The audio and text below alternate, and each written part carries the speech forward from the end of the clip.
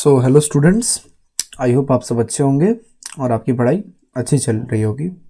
आज हम पढ़ने जा रहे हैं क्लास 9th के साउंड चैप्टर का एनसीईआरटी सॉल्यूशंस करने जा रहे हैं। आई होप आपने ये चैप्टर पहले पढ़ रखा हो, उसके बाद आप आए हैं। ठीक है, ऐसे ही मुंह उठा के नहीं आ गए। तो सबसे पहला क्वेश्चन देखते हैं बच्चों। क्वेश्चन नंबर 1 है, what is sound and how it is produced. तो ये बड़ा ही बेसिक क्वेश्चन है। इसमें चलिए मैं इस छोटे से सेक्शन का आंसर दे देता हूँ कि साउंड कैसे प्रोड्यूस होता है। तो हम जानते हैं कि sound is produced by vibrating bodies. ठीक है, वाइब्रेटिंग ऑब्जेक्ट या फिर वाइब्रेटिंग बॉडीज साउंड को प्रोड्यूस करती हैं। ठीक है, आई होप ये आपको समझ में आया। चलिए दूसरा क्वेश्चन देखते हैं कि describe with the help of diagram how compressions and rarefactions are produced in the air near a source of sound. ठीक है, चलिए इसको हम लोग सॉल्व करते हैं। तो चलिए क्वेश्चन नंबर 2 देखते हैं हम लोग। तो क्वेश्चन नंबर 2 में हमें देखना है कि सपोज कीजिए कि यहाँ पे कोई साउंड का सोर्स है। सपोज कीजिए ये तबला है, तबला का स्ट्रेच्ड मेम्ब्रेन है, दिस इज तबला। ठीक है, और ये मान लेते हैं उसके पास ये एयर के पार्टिकल्स हैं, एयर के मॉलिक्यूल्स हैं, है ना। हम जानते हैं एयर एक मीडियम है और साउंड को ट्रैवल करने के लिए मीडियम की आवश्यकता होती है। Sound needs medium to travel, बिना मीडियम के साउंड ट्रैवल नहीं कर सकता है। ठीक है ना। जैसे ही हम इस तबले को स्ट्रोक करेंगे, हिट करेंगे, तब ये तबला क्या प्रोड्यूस करेगा बच्चों? साउंड प्रोड्यूस करेगा, है ना।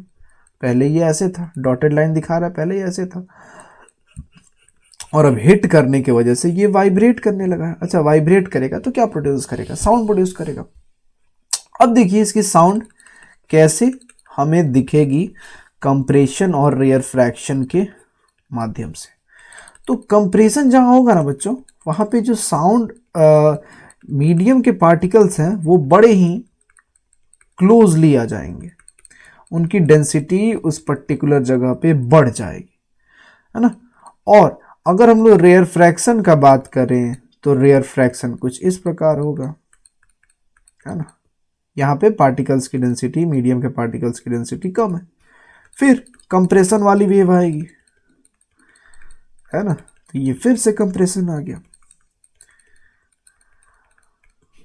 है ना। फिर रेयर फ्रैक्शन, तो compression rarefaction, compression rarefaction, कुछ उसी तरह से हमारी साउंड की जो वेव्स हैं वो चलती है, साउंड वेव चलती है। अब इसको आप कंप्रेशन रेयर फ्रैक्शन कह लीजिए या फिर आप इसको इसी को जो कि है क्रेस्ट और ट्रफ कह लीजिए, दोनों बात एक ही है ना। चलिए हम यहाँ पे डिनोट कर देते हैं, this thing is called compression. ठीक है, और ये जो जगह है जहाँ पे मीडियम के पार्टिकल्स दूर दूर पे हैं, दिस इज रेयर फ्रैक्शन। अच्छा, हमने क्या कहा? आप कंप्रेशंस को ही क्रेस्ट कह सकते हैं साउंड वेव की, और रेयर फ्रैक्शन को ट्रफ कह सकते हैं। कोई कहे कि सर ये कौन से भाषा में आप बात कर रहे हैं, तो आओ मेरे मुन्नो बताते हैं कौन सी भाषा है ये। तो ये कोई भाषा नहीं है, ये आपने पहले पढ़ रखा होगा। चलिए हम एक बार फिर से इसको आपको रिवाइज करा देते हैं। ठीक है, तो जो है कि साउंड वेव कुछ इस प्रकार चलती है, ऐसा। ये एक वेव का फोटो है बच्चों, ठीक है। तो इसमें इस चीज को हम लोग बोलते हैं क्रेस्ट। ठीक है, दिस इज कॉल्ड क्रेस्ट, और ये जो नीचू में है इसको कहते हैं trough. So this is crest and this is trough. ये एक वेव है। तो या तो हम एक वेव कुछ इस प्रकार बनाएं, नहीं तो इसको भी हम एक वेव कहेंगे बच्चों, क्योंकि इसमें एक कंप्रेशन हो रहा है और एक रेयर फ्रैक्शन हो रहा है। कंप्रेशन मतलब क्रेस्ट बन रहा है और रेयर फ्रैक्शन मतलब ट्रफ बन रहा है। ठीक है, तो ये साउंड को डिनोट करने का तरीका है ना। तो आप इस तरीके से इन चीज़ों को कर सकते हैं। चलिए क्वेश्चन नंबर 3 देखते हैं, है ना, बड़े सारे क्वेश्चन हैं, थोड़ा जल्दी जल्दी में सॉल्व करते हैं। क्वेश्चन नंबर 3 है कि cite an experiment to show that sound needs a medium for its propagation. चलिए अब हमें ये दिखाना है कि साउंड को प्रोपगेट होने के लिए एक मीडियम की आवश्यकता है। चलिए इसके लिए एक एक्सपेरिमेंट करना है हमें। चलते हैं बच्चों, करते हैं एक्सपेरिमेंट। तो एक्सपेरिमेंट के लिए सबसे पहले हम एक डब्बा लेंगे, है ना, और हम क्या करेंगे, ये एक्सपेरिमेंट दे भी रखा है, आई थिंक एनसीईआरटी में दे रखा है ये, ठीक है। इस डब्बे में अंदर हम एक इलेक्ट्रिक बेल को लगा देंगे, ठीक है।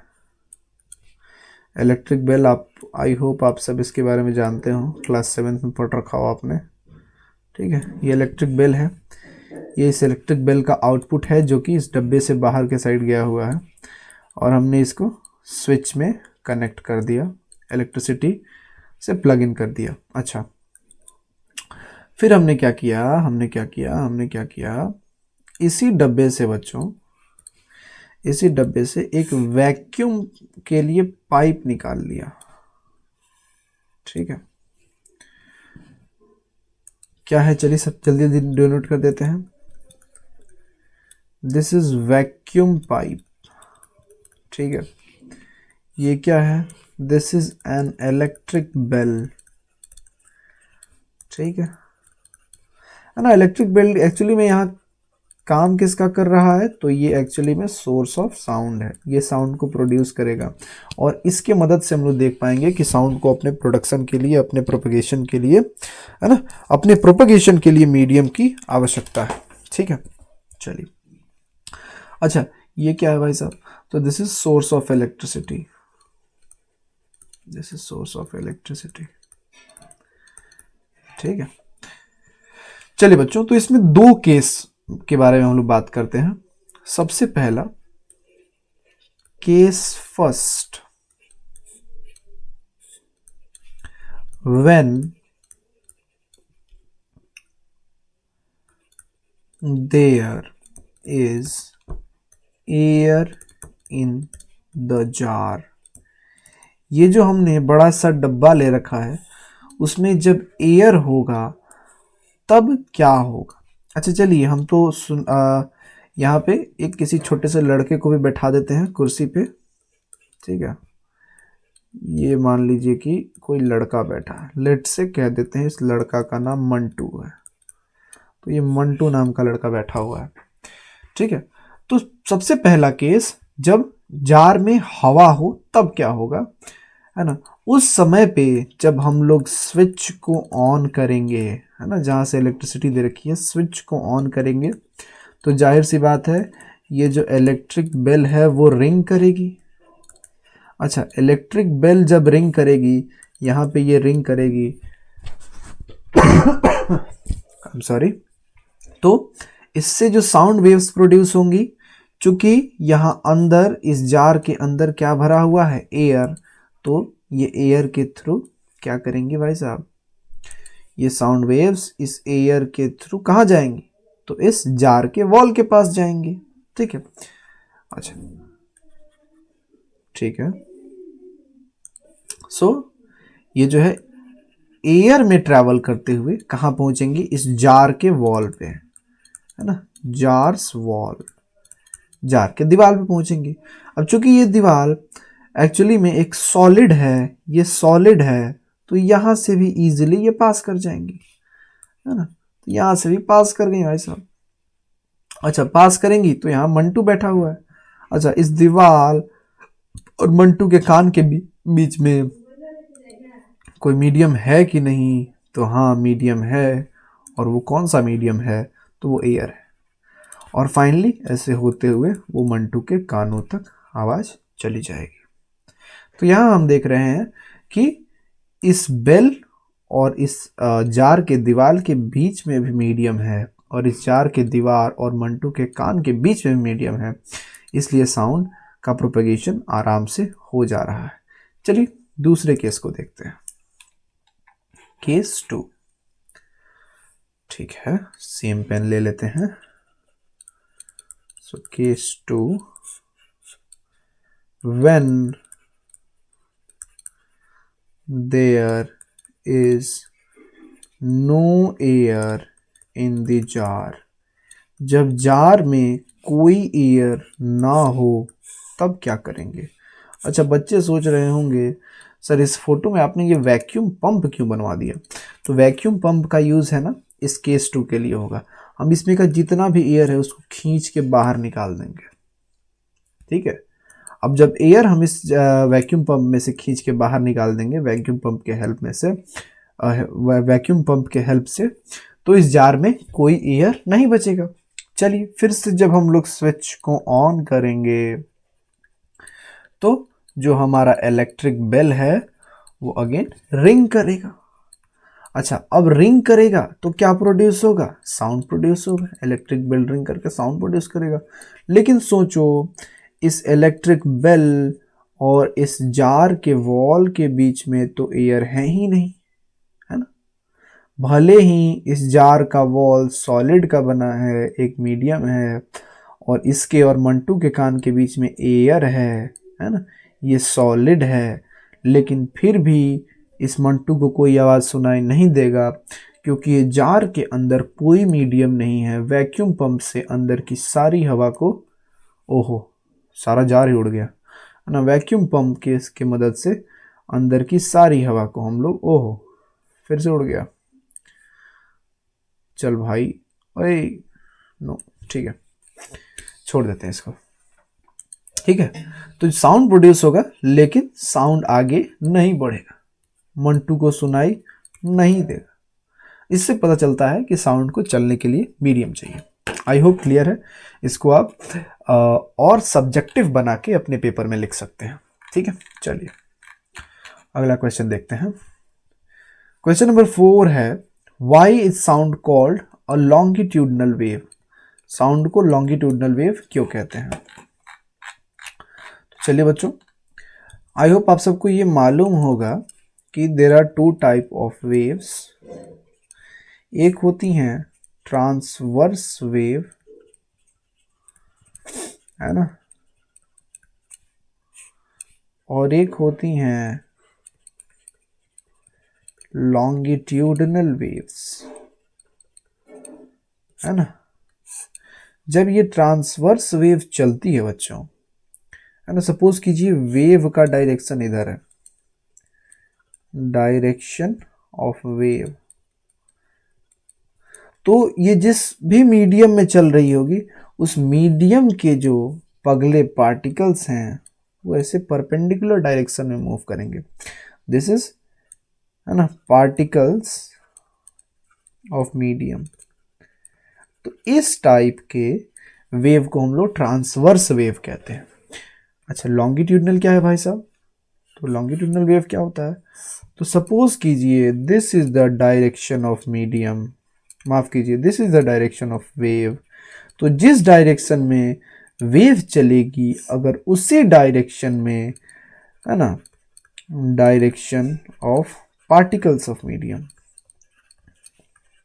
उस मीडियम के पार्टिकल्स भी अगर अपना डिस्प्लेसमेंट उसी डायरेक्शन में करने लगे, यानी these two are parallel, no, ये दोनों पैरेलल डायरेक्शन है, तो ऐसे वेव को हम लोग कहते हैं लॉन्गिट्यूडनल वेव। तो साउंड वेव लॉन्गिट्यूडनल इसलिए होता है क्योंकि साउंड वेव के प्रोपगेशन के दौरान जिस डायरेक्शन में वो साउंड वेव जाती है उसी सेम डायरेक्शन में, उसी डायरेक्शन के पैरेलल डायरेक्शन में उस मीडियम के पार्टिकल्स भी मोशन करते हैं। आई होप आपको ये समझ में आया। चलिए नेक्स्ट क्वेश्चन देखते हैं, क्वेश्चन नंबर 5, ठीक है। क्वेश्चन नंबर 5 देखते हैं। Which characteristic of the sound helps you to identify your friend by his voice while sitting with others in a dark room, है ना।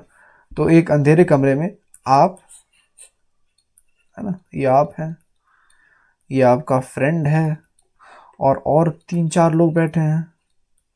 तो आप अपने इस फ्रेंड के वॉइस को किस कैरेक्टरिस्टिक ऑफ साउंड के मदद से पहचान सकते हैं। तो हम जानते हैं दिस इज क्वालिटी, है ना, क्वालिटी ऑफ साउंड के ये जो कैरेक्टरिस्टिक है इससे हम लोग पहचान सकते हैं। अब क्वेश्चन नंबर 6 है, flash and thunder are produced simultaneously, यानी बिजली जो चमकती है और जो गरजती है, दिस इज चमकना एंड दिस इज गरजना। तो ये चमकना और गरजना साइमल्टेनियसली होता है, मतलब साथ साथ होता है। लेकिन ऐसा क्यों होता है कि हमें गरजना कुछ देर बाद सुनाई देता है लेकिन चमकना इंस्टेंटली दिख जाता है, मतलब चमक पहले दिख जाती है और गरज बाद में सुनाई देती है, ऐसा क्यों है? तो इसका तो उत्तर काफी आसान है ना। चलिए इसको देखते हैं, question number 6। So question number 6, flash, flash means चमकना। आई होप आप सब नॉर्थ इंडियंस ही होंगे।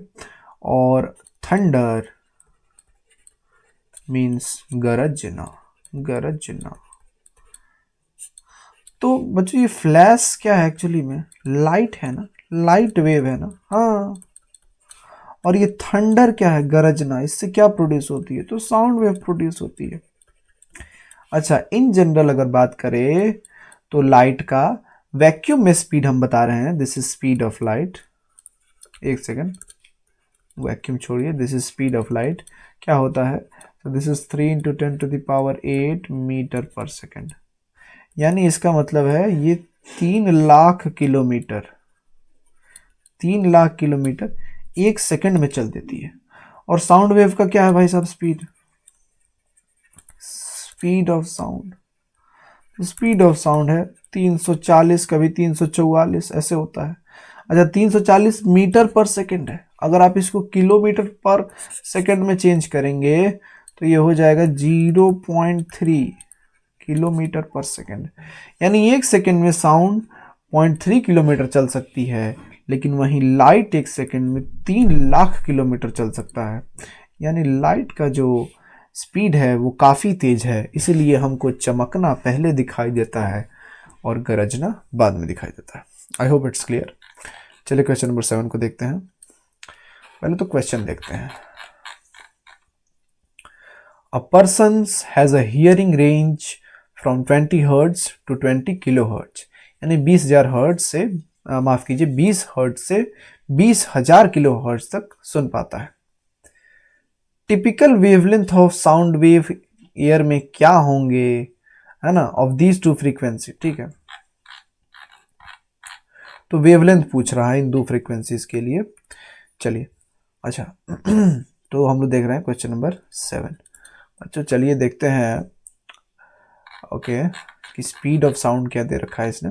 स्पीड दे रखा है इसने 344, ठीक है, 344। सो बच्चों हम जानते हैं साउंड वेव्स के लिए, फॉर साउंड वेव्स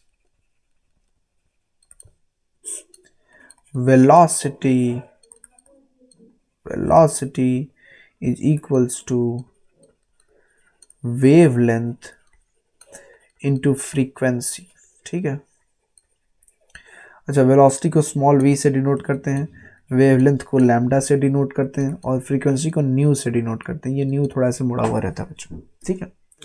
तो अच्छा, फर्स्ट केस में देखते हैं फॉर 20 हर्ट्ज, 20,000 हर्ट्ज के लिए, है ना, क्या वेवलेंथ बनेगा। अच्छा, यहां से अगर आप थोड़ा दिमाग लगाएं तो ये हो जाएगा वेलोसिटी अपॉन फ्रीक्वेंसी। तो wavelength for 20 hertz will be velocity of sound 344 upon frequency, frequency 20 hertz. बच्चों हर्ट्ज जो है ना फ्रीक्वेंसी की यूनिट होती है, आई होप आपको ये पता है ना। तो अपॉन 20 करेंगे ना तो ये जो है हो जाएगा 17.2 और ये वेवलेंथ बन रहा है, तो दिस विल बी 17.2 मीटर। तो ये वेवलेंथ हो जाएगा 20 हर्ट्ज के लिए। चलिए हम लोग वेवलेंथ निकालते हैं for 20,000 hertz, for 20 kilo hertz या फिर 20,000 हर्ट्ज, एक ही बात है ना बच्चों।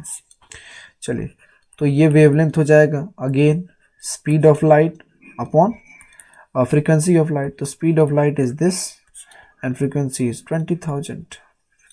तो ये करेंगे तो आ जाएगा 0.0 172, ठीक है, एंड दिस इज मीटर। तो ये वेवलेंथ आ गया।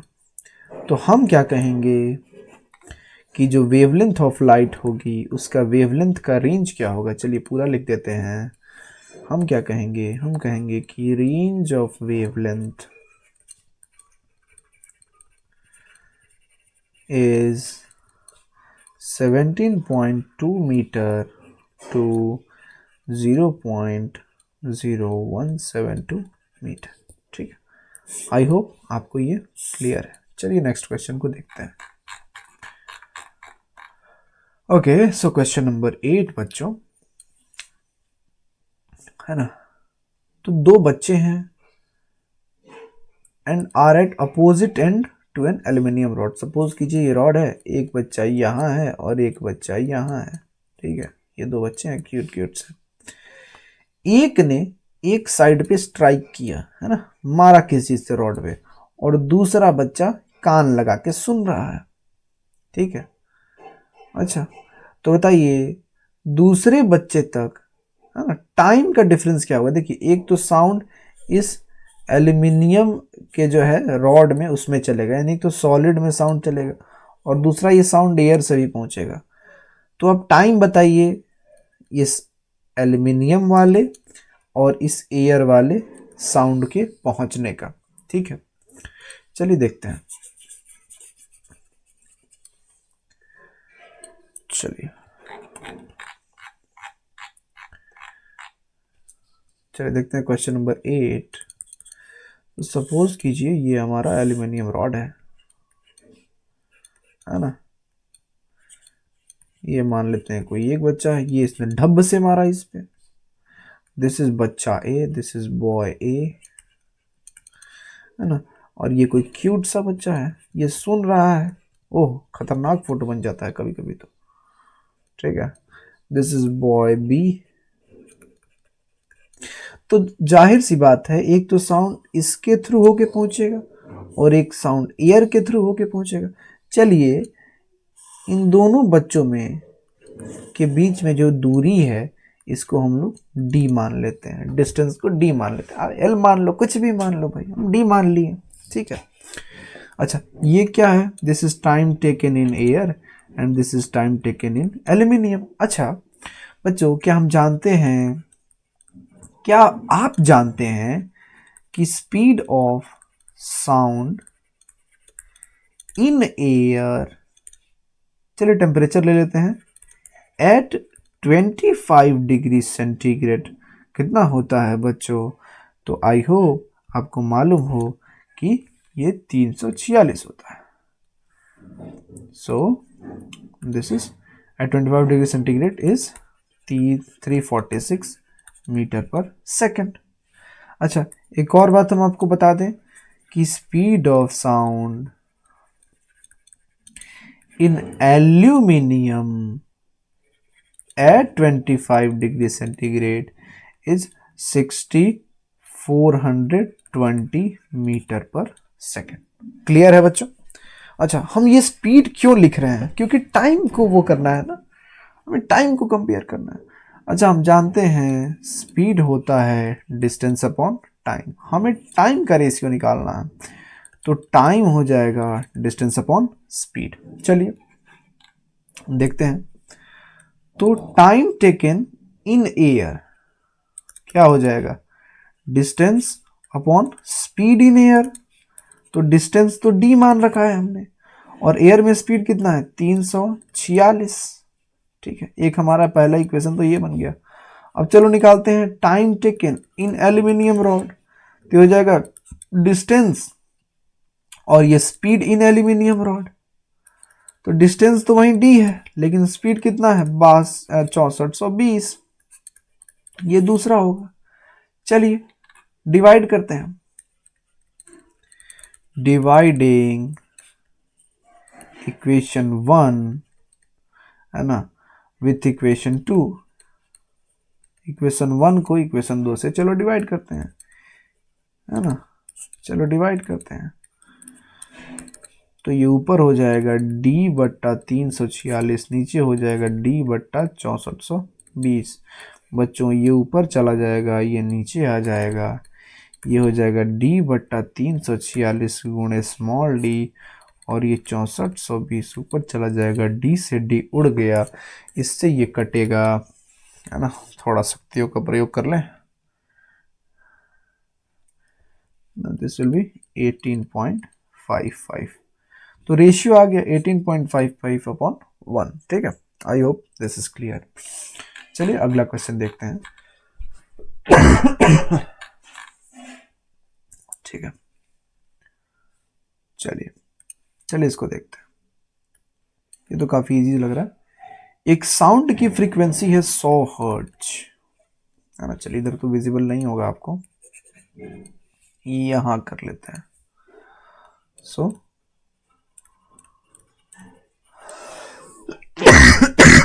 Frequency is 100 hertz.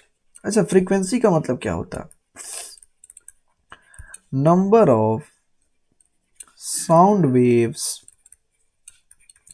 Produced in 1 second.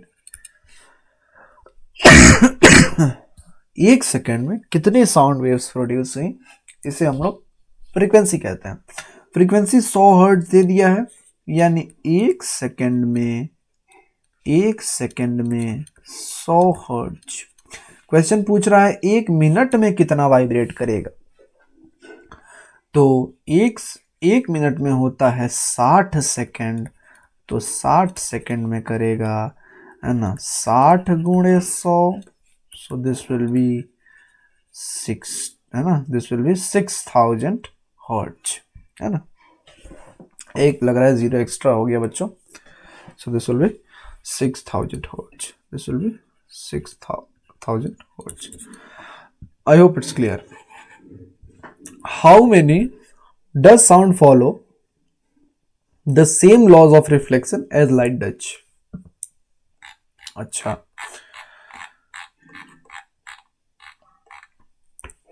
चलिए क्वेश्चन नंबर 10 पूछ रहा है, क्या रिफ्लेक्शन ऑफ साउंड और रिफ्लेक्शन ऑफ लाइट बराबर है, सेम नियम फॉलो करते हैं? चलिए देखते हैं। तो सबसे पहले बच्चों, ओहो,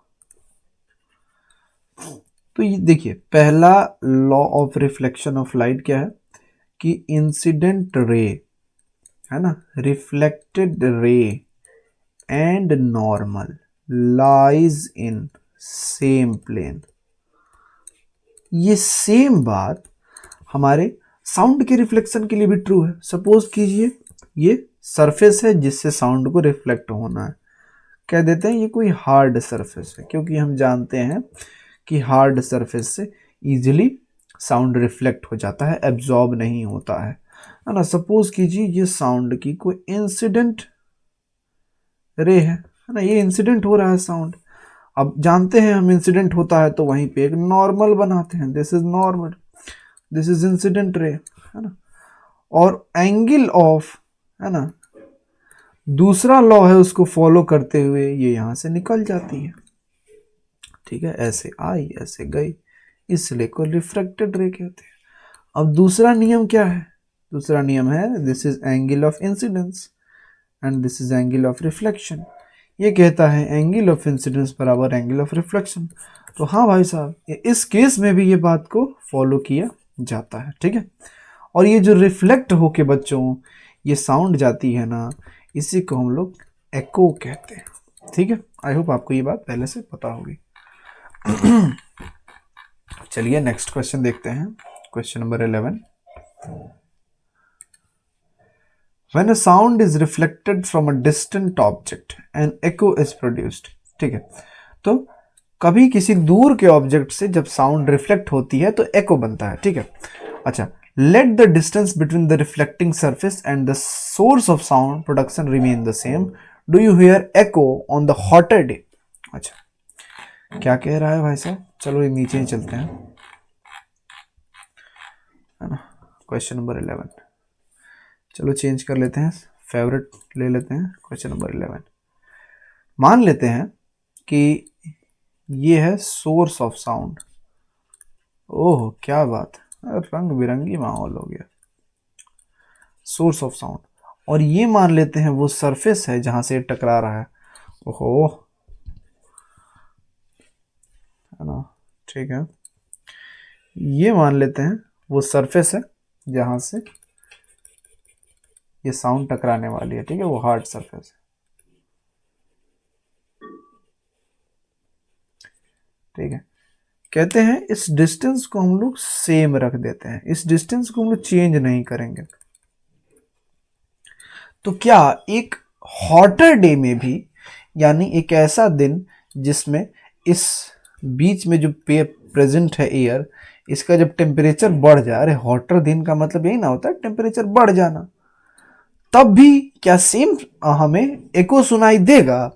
तो सबसे पहले हम जानते हैं कि minimum time interval taken by the, है ना, मिनिमम टाइम इंटरवल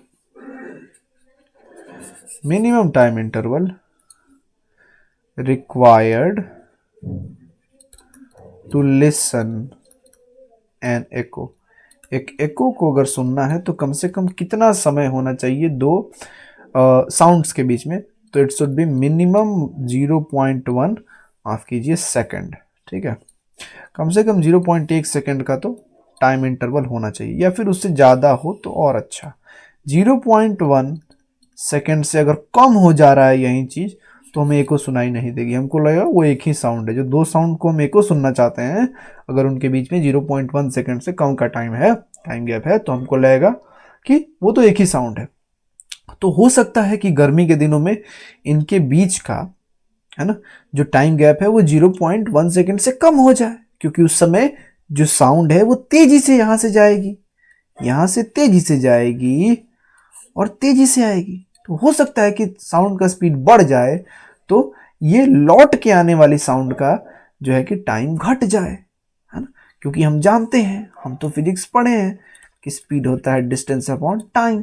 अगर ये ऊपर वाला बढ़ेगा तो ये इनवर्सली प्रोपोर्शनल है, नीचे वाला घटेगा। स्पीड बढ़ेगा तो टाइम घटेगा। आप खुद ही सोचो ना, आप घर से स्कूल जाते हो रोज पैदल 10 मिनट में, अब तुम स्पीड बढ़ा लिए, आज दौड़े हो तो 5 ही मिनट में पहुंच गए, तो स्पीड बढ़ाए तो टाइम घटा कि नहीं?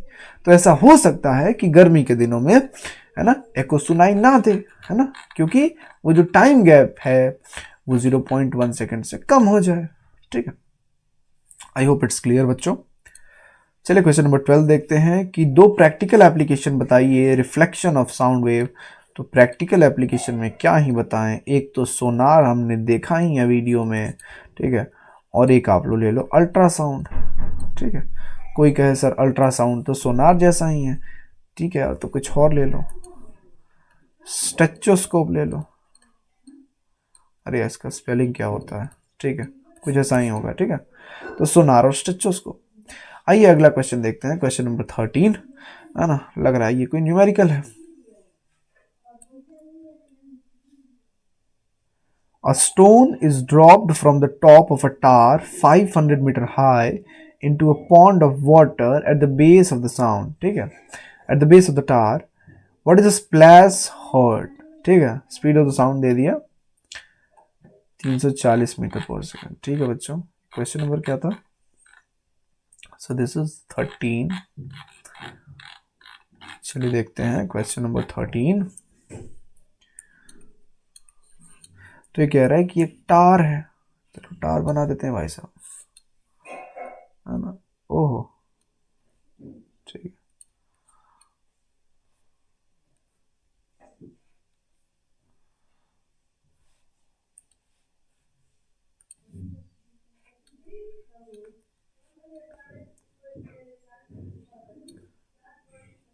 ठीक है, ये टार है। चलिए हम लोग क्या करते हैं कि स्टार से एक बॉल को गिरा देते हैं। अच्छा, यहाँ नीचे ना एक पॉन्ड है बच्चों, चलिए पॉन्ड के लिए पॉन्ड वाला कलर ले लें। यहाँ तो काफ़ी हमारे पास सुविधाएं हैं, मान लेते हैं ये पॉन्ड है,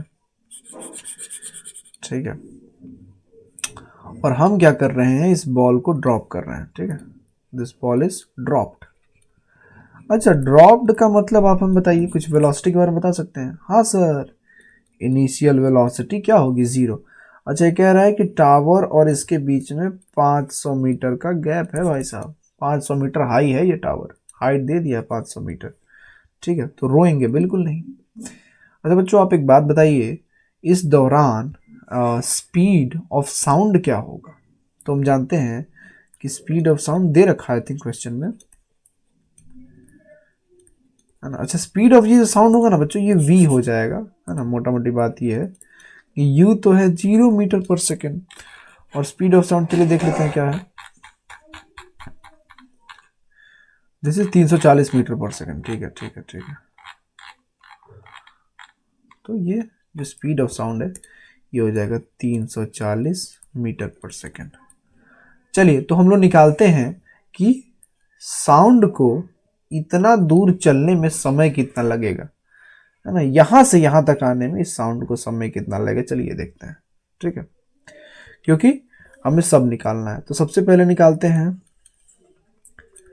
time taken by the ball to reach the ground. अच्छा सोचिए ना बच्चों, पहले तो ये बॉल जो है ना, ये जो बॉल है, अरे कहाँ गया बॉल मेरा? ए बॉल आजा, ए तू मत आ, है ना। ये जो बॉल है बच्चों, ये पहले तो गिरेगा, तो इसको गिरने में कुछ समय लगेगा, और फिर इसका साउंड ऊपर की तरफ जाएगा, है ना। तो सबसे पहले तो बॉल के गिरने का समय निकालेंगे, तब निकालेंगे कि नीचे से ऊपर साउंड कितने समय में गया, है ना। तो time taken by ball to reach the ground, सबसे पहले ये निकालेंगे। अच्छा, हम यहाँ नूतन साहब का कोई एक लॉ लगा देंगे, पता नहीं है कौन सा इक्वेशन है। S is equals to u t plus half a t square. अच्छा, नीचे की तरफ गिर रहा है, एक्सेलरेशन की वैल्यू बुक कह रहा है 10 ले लो, आप बताइए पॉजिटिव होगा कि नेगेटिव होगा? जानते हैं नीचे की तरफ गिरता है तो वेलोसिटी बढ़ती है, यानी एक्सेलरेशन तो पॉजिटिव होगा। अच्छा, ये S कितना है? ये 500 मीटर है। U कितना है? 0। टाइम पता नहीं, पता है। हाफ इंटू एक्सेलरेशन कितना है? 10। टाइम पता है? नहीं पता है। अच्छा, ये हो जाएगा 500 इज इक्वल्स टू 0, ये सब 0 हो गया ना बच्चों। ये हो गया, हाफ से कट जाएगा तो 5 बार में 5 टी स्क्वायर। अच्छा, 5 से इसको आप काट देंगे तो 100 हो जाएगा, यानी बच्चों t square is equals to 100, यानी t is equals to 10 seconds. यानी इस बॉल को इस टावर से नीचे आने में 10 सेकंड लगेगा। अच्छा, ये नीचे आएगा तब ना साउंड प्रोड्यूस होगा, है ना। तो अब निकालते हैं कि कितने देर में यहां से यहां साउंड जाएगा। ठीक है, तो एक तो हमको पता चल गया 10 सेकंड। अब हम लोग निकालते हैं दूसरा चीज, time taken by sound to reach top of tower from the base से टॉप तक पहुंचने में, है ना, कितना समय लगा साउंड को? तो हम जानते हैं टाइम होता है डिस्टेंस अपॉन स्पीड। डिस्टेंस है 500 मीटर, स्पीड है 340 मीटर। कुछ कुछ करेंगे तो कुछ कुछ उत्तर आएगा। ये आई डोंट नो कितना है ना। तो चलिए इसमें हम लोग प्रयोग करते हैं अपनी शक्तियों का, है ना, कि 500 को अगर 340 से डिवाइड करते हैं तो, है ना, 1.47 आता है। So this is 1.47 seconds. तो देखिए बच्चों, इस बॉल को नीचे गिरने में 10 सेकेंड लगा, और यहां से आवाज ऊपर जाने में 1.47 सेकेंड लगा। ठीक है, तो इन दोनों को जोड़ देंगे तो हमारा उत्तर आ जाएगा। ठीक है, तो है ना, आओ भाई, चलो तुम ही आ जाओ। टोटल टाइम कितना हुआ, है ना, एक तो ऊपर से नीचे आने में प्लस एक नीचे से ऊपर जाने में। अच्छा, नीचे से ऊपर जाने में साउंड का, और ये ऊपर से नीचे आने में बॉल का। तो ऊपर से नीचे बॉल 10 सेकंड में आया और नीचे से ऊपर साउंड 1.47 सेकंड्स में गया, तो ये हो गया 11.47 seconds. So this was the total time. I hope ये आपको काफी क्लियर है, ठीक है। चलिए अगले क्वेश्चन को देखते हैं, है ना। अच्छा, क्वेश्चन कह रहा है कि एक साउंड वेव है, ट्रेवल कर रहा है, स्पीड ऑफ द साउंड दे दिया 339 मीटर पर सेकंड और वेव लेंथ इतना दे दिया। अच्छा, अभी तो हम लोग पढ़े थे बच्चों कि velocity is equals to, frequency पूछ रहा है, wave length into frequency. Velocity दे दिया है 339, वेव लेंथ दे दिया है 1.5 सेंटीमीटर। बच्चों 1.5 सेंटीमीटर को आप अगर मीटर में चेंज करेंगे तो ये हो जाएगा, तो ये हो जाएगा, है ना। तो ये 1.5, अच्छा 10 टू द पावर -2, ये जब ऊपर जाएगा ना बच्चों तो 10 टू द पावर +2 हो जाएगा, ठीक है। चलिए तो इसको सीधे ऊपर लिख लेते हैं, 10 टू द पावर +2, या फिर उसी को हम लोग कहते हैं 100। इसको आप सॉल्व करेंगे तो आपका जो है कि फ्रीक्वेंसी का वैल्यू आ जाएगा, ठीक है। आई होप ये क्लियर है, ठीक है बच्चों। यहाँ ध्यान बस एक ही जगह पे देना है कि इस सेंटीमीटर को मीटर में चेंज कर लेना है, ठीक है। और हम जानते हैं सेंटीमीटर में जो सेंटी है इसका मतलब होता है 10 टू द पावर -2, ठीक है। तो या तो आप इसको ऐसे लिख दीजिए या फिर ऐसे लिख दीजिए, दोनों बातें की हैं। सेंटी की जगह पे हम इसमें 10 टू द पावर -2 लिख दिए, ठीक है। आई होप आपको ये क्लियर है। चलिए अब क्वेश्चन कह रहा है क्या ये ऑडिबल होगा, ये जो फ्रीक्वेंसी जो इस साउंड की आएगी ऑडिबल होगी। अगर भाई साहब ये उत्तर 20 हर्ट्ज से लेकर 20,000 हर्ट्ज तक आएगा, इसके बीच में आएगा तो होगा। चलो निकाल लेते हैं, हम अपने शक्तियों का प्रयोग कर लें। सो इट्स 339 डिवाइडेड बाई 1.5, 226 गुणे 100, सो दिस विल बी 00, 22,600। नहीं बच्चों, ये जो उत्तर आएगा ना इसका 22,600 आने वाला है। और हम जानते हैं ये नॉर्मल है ना, ह्यूमन का जो हियरिंग रेंज है उससे ज़्यादा है, तो ये बिल्कुल भी ऑडिबल नहीं होगा, ठीक है। अच्छा चलिए, अब ये सब लल्लू क्वेश्चंस हैं बच्चों, फिर भी चलो बात कर लेते हैं, जल्दी से बात कर लेते हैं। व्हाट इज रिवर्बरेशन, ना व्हाट इज रिवर्बरेशन? तो रिवर्बरेशन कुछ नहीं है भाई, कुछ नहीं है ना। हम जानते हैं कि किसी किसी बड़े बड़े हॉल्स में साउंड ना मल्टीपल रिफ्लेक्शंस होते हैं साउंड के, जिसके वजह से वो साउंड ओरिजिनल सोर्स से खत्म हो जाने के बाद भी परसिस्ट करता है। उसी को हम लोग रिवर्बरेशन कहते हैं। साउंड को उसको रिड्यूस कैसे करना है रिवर्बरेशन को, तो आप फर्नीचर्स को ऐड कीजिए, है ना, साउंड एब्जॉर्बर्स को ऐड कीजिए कि साउंड का रिफ्लेक्शन बहुत ज्यादा ना हो। अगला है what is loudness of sound, what factors does it depend on. Loudness किन फैक्टर पे डिपेंड करता है? तो लाउडनेस एम्पलीट्यूड पे डिपेंड करता है। अगर एम्पलीट्यूड बढ़ेगा तो लाउडनेस भी बढ़ेगा। अब है क्वेश्चन नंबर 17 कि how does the bat use ultrasound to catch a prey. Bat ultrasound का यूज कैसे करते हैं अपने प्रे को पकड़ने के लिए? तो चलिए क्वेश्चन नंबर कितना है, तो क्वेश्चन नंबर 17 है ना। आज तो काफी सारे नोट्स बन गए बच्चों। चलिए देखते हैं क्वेश्चन नंबर 17। थोड़ा कोई अच्छा सा कलर लेते हैं, हमारे पास तो ऑप्शंस हैं। चलिए तो मान लेते हैं ये हमारी बैट है ना। सर ये कैसी बैट है? अबे चुप रहो, है कोई तो है, बैट है, ये आंख है, देखो इसका। और मान लो ये इसका प्रे है। तो हम जानते हैं कि ये बैट्स होती हैं, ये प्रोड्यूस करती हैं अल्ट्रा साउंड्स, अल्ट्रासोनिक साउंड्स, ठीक है। तो बैट प्रोड्यूस किया, अब ये साउंड जो है ना स्प्रे के पास जाएगा और यहां से ये रिफ्लेक्ट हो जाएगा, ठीक है। ये देखो ये रिफ्लेक्ट हो गया, ये ग्रीन में रिफ्लेक्ट हो गया। अब ये क्या करेंगे, इसको डिटेक्ट कर लेंगे, है ना। अच्छा ये जो ग्रीन में आ रहा है, अरे यही तो एको है, अरे एको कह दो या फिर रिफ्लेक्टेड साउंड कह दो, ठीक है। तो आई होप इट्स क्लियर।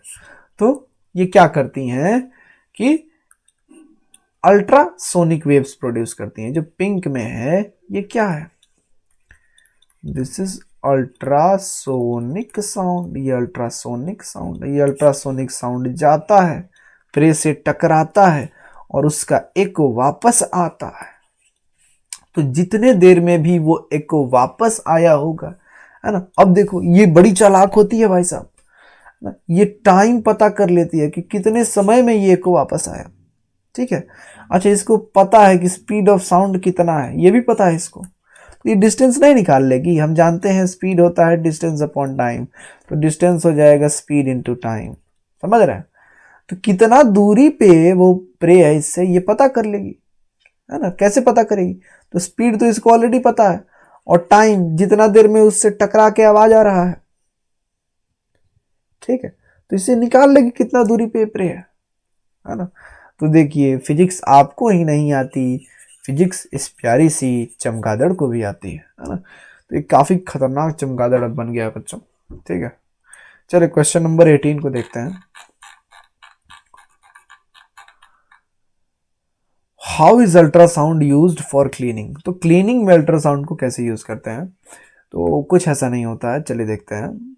जैसे मान लीजिए कि ये कोई कंटेनर है और इसमें हम मशीन के पार्ट्स को जो है कि रख दिए हैं ना, ये मशीन है। अच्छा, इसको हम लोग क्लीनिंग सॉल्यूशन में रख देंगे, ठीक है, क्लीनिंग सॉल्यूशन में रख देंगे और ऊपर से हम अल्ट्रासाउंड्स को प्रोड्यूस करेंगे। अच्छा, अल्ट्रासाउंड की वजह से इस सॉल्यूशन में वाइब्रेशन प्रोड्यूस होगा, है ना। और चूंकि ये जो मशीन का पार्ट है ये इसमें ही रखा हुआ है, तो इस वाइब्रेशन की वजह से मान लो कि ये मशीन में कोई छोटा सा पार्ट है, उसमें ये जो डस्ट का पार्टिकल है, तो ये जो हमारा क्लीनिंग सॉल्यूशन है, अंदर जो पानी है उसके वाइब्रेट होने की वजह से ये डस्ट यहाँ से निकल जाएगा, है ना। कुछ इस प्रकार से क्लीनिंग में ये अल्ट्रासाउंड हेल्प करते हैं, ठीक है।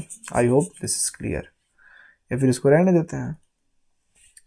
चलिए अगला क्वेश्चन देखते हैं भाई साहब कि explain the working and application of sonar. तो इसके लिए आप लास्ट वीडियो देखिए भाई, है ना। सोनार हमने बता रखा है ना। How the human ear works, इसके लिए भी आप वीडियो देखिए, जाइए सर्च कीजिए third vision tutorials human ear, ठीक है, स्ट्रक्चर एंड वर्किंग, उसमें आपको ये मिल जाएगा, है ना। चलिए ये क्वेश्चन देखते हैं, क्वेश्चन नंबर 20। ये कोई हमको लग रहा है कि हाँ न्यूमेरिकल है। तो एक सबमरीन पे एक सोनार लगा हुआ है जिसमें उसको एको 5 सेकंड बाद सुनाई देता है। क्वेश्चन कह रहा है स्पीड ऑफ साउंड बताओ अगर डिस्टेंस 3625 मीटर दूर हो, मतलब 3625 मीटर दूर हो, ठीक है। चलिए देखते हैं, है ना। पता नहीं है क्वेश्चन नंबर 18 है या फिर 19 है, आई डोंट नो, है ना। 19, आई डोंट नो, चलिए मान लेते हैं 19। तो ये मान लीजिए कि चलिए वी हैव, क्यों मान लीजिए, हमारे पास कलर है ना। सपोज कीजिए कि ये सी है और इस सी में ये सबमरीन है, ठीक है। सबमरीन कुछ ऐसे होती हैं और मान लेते हैं कि यहाँ पे ये कोई ऑब्जेक्ट है, ठीक है। कह रहा है कि कलर चेंज करो। कह रहा है कि ये जो दूरी है ना भाई साहब ये 3625 मीटर है और कितने समय बाद हमें साउंड सुनाई दे रहा है, एको सुनाई दे रहा है, तो 5 सेकंड बाद। अच्छा बच्चों सुनो ना, बताओ ना, वो जो साउंड वेव होगा वो यहां से चलते हुए जाएगा और फिर टकरा के आएगा, तो 5 सेकंड तो जाने और आने दोनों में लगा है ना भाई, यानी जाने में 2.5 सेकंड और आने में 2.5 सेकंड, है ना।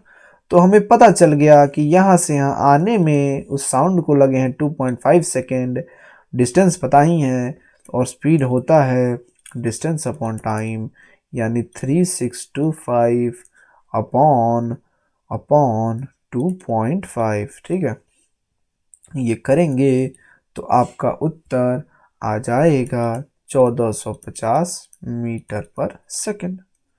स्पीड आ गया भाई साहब। ठीक है, आई होप आपको ये समझ में आया हो। चलिए अगला क्वेश्चन देखते हैं। तो क्वेश्चन नंबर 20 था बच्चों ये।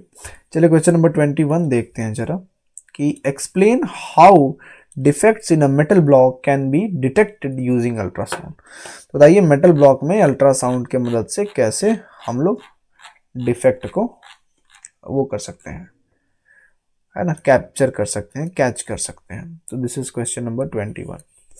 तो सपोज कीजिए ये कोई मेटल का ब्लॉक है, ठीक है, और यहाँ पे डिफेक्ट है, इतना दूर नहीं, ये हॉलो है, ठीक है, कुछ नहीं है यहाँ पे। अच्छा ये सब मेटल है ना, जो हमने ऐसे काला छोटा रखा है सब मेटल है। ठीक है, चलिए तो हम क्या करते हैं, यहाँ पे ना एक अल्ट्रासाउंड का ट्रांसमीटर रख देते हैं, दिस इज ट्रांसमीटर, और इस साइड पे ना एक रिसीवर रख देते हैं, दिस इज, अच्छा बच्चे कहेंगे कि सर आप स्पेलिंग गलत लिख दिए, चलो भाई, दिस इज रिसीवर। ठीक है, और ये जो दिख रहा है ये हमारा मेटल ब्लॉक है ना। तो ट्रांसमीटर से हम क्या कराएंगे कि बहुत सारे अल्ट्रासाउंड्स को प्रोड्यूस करवाएंगे, तो बहुत सारे अल्ट्रासाउंड्स यहाँ से प्रोड्यूस होंगे। अच्छा ये एयर में आराम से चल जाएंगे, इस मीडियम में आराम से चल जाएंगे, और यहाँ रिसीवर तक पहुंच जाएंगे, है ना, यहाँ रिसीवर तक पहुंच जाएंगे, यहाँ रिसीवर तक पहुंच जाएंगे। लेकिन वो वेव्स जो यहाँ पे आएंगे, है ना, सोचिए इसके आगे वो कैसे जा पाएंगे भाई, यहाँ तो मीडियम ही नहीं है, तो ये यहीं से लौट जाएंगे, और इतना दूर इस रिसीवर में कोई भी, है ना, कोई भी अल्ट्रासाउंड वेव्स नहीं आ रही हैं, तो हम समझ रहेंगे कि बाबा रे बाबा इसी सिधाई में कहीं ना कहीं गड़बड़ छे। ठीक है, सो आई होप आपको ये समझ में आया हो, और सारे क्वेश्चंस को हमने डिस्कस कर लिया है। जहां आपको समझ में नहीं आया हो आप कमेंट करके बता सकते हैं। ठीक है, तो चलिए पढ़ाई कीजिए और क्वेश्चंस खुद से बनाइए।